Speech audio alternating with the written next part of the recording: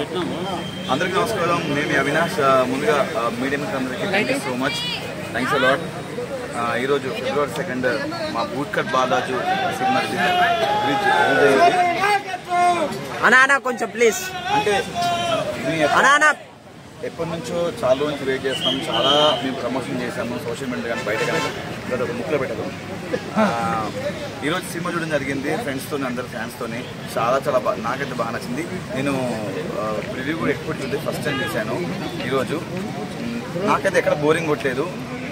అసలు ఎంటర్టైన్మెంట్ అనిపించింది. ఇక్కడ చాలామంది చూసిన వాళ్ళు ఉన్నారు, థియేటర్లో అందరు నవ్వుతూనే ఉన్నారు.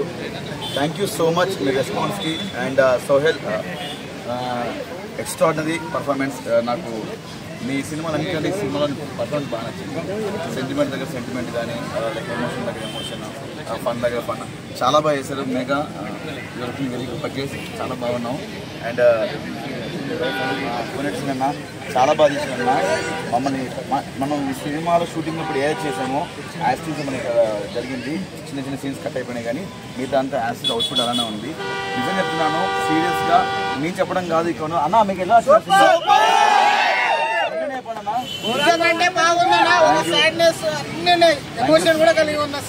Thank you. నేను సద్దాం అండ్ వివేక్ అందరం బాగా చేసాము అని నేను చెప్పడం కాదు, మీరు చూసి చెప్పండి.